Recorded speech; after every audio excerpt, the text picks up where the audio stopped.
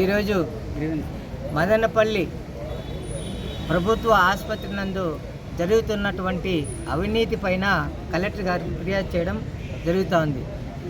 ఎందుకు ఫిర్యాదు చేస్తున్నామంటే ముఖ్యంగా పద్మావతి హౌస్ కీపింగ్ శానిటేషన్ పారిశుద్ధ్య విభాగమునందు పనులు చేస్తున్నటువంటి మా కార్మిక సోదరిమణులకి, అదేవిధంగా సెక్యూరిటీ సిబ్బందికి, మన హాస్పిటల్ నందు పనిచేసేటువంటి ప్రతి ఒక్క జీడీఏల కానించి ప్రతి ఒక్కరికి కూడా ఆ పద్మావతి శానిటేషన్ వర్కర్కు సూపర్వైజరా మేనేజరా ఏమీ తెలియదు. కానీ ఫ్యాకల్టీ మేనేజర్ అని పేరు చెప్పుకుంటూ ఆసుపత్రి నాది అని చెప్తూ అతను చేస్తున్నటువంటి ఆగడాలు ఇన్ని అని కాదు.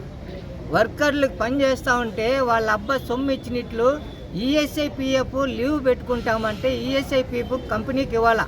అతని కంపెనీకి వర్కర్లకి మధ్య వారిదిగా పని చేయాల్సినటువంటి ఒక వ్యక్తి అతనే ఓనర్ మాదిరి, అతనే అన్ని సర్వము నేనే అనేసి వర్కర్లను బెదిరిస్తూ నిన్నలేమన్న ఒక వర్కరు బాగలేక పడిపోయి హాస్పిటల్ నుంచి రిసిప్ట్ తీసుకొని వచ్చేసి ఈఎస్ఐ ఆఫీస్లో ఇచ్చినా కూడా ఒక పేపరు కాంట్రాక్ట్కి ఇవ్వాల.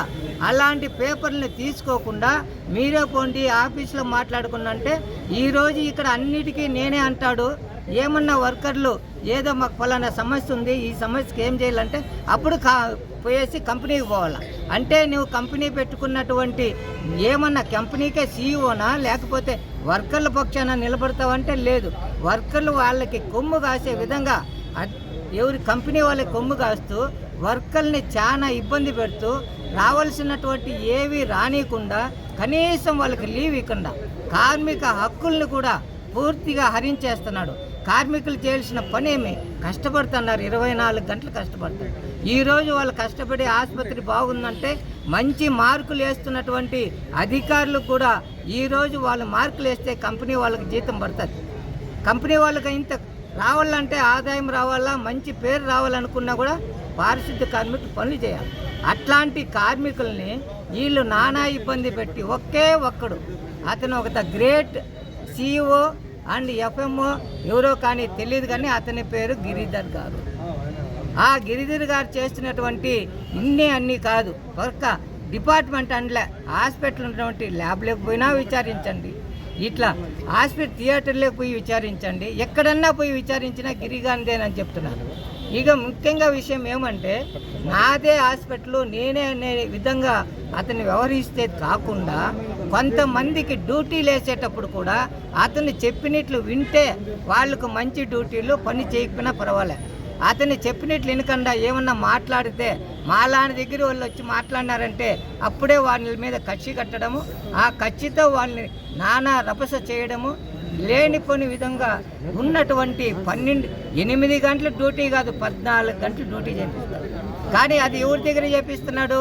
అతనికి వ్యతిరేకంగా ఎవరన్నా ఉంటే అట్లా వాళ్ళ దగ్గర చేపిస్తాడు. వాళ్ళు ఇళ్ళల్లో ఉన్నా కూడా వాళ్ళకి జీతం రావచ్చు, ఫేస్ ఇది చూడొచ్చు, పోతానే ఉండొచ్చు.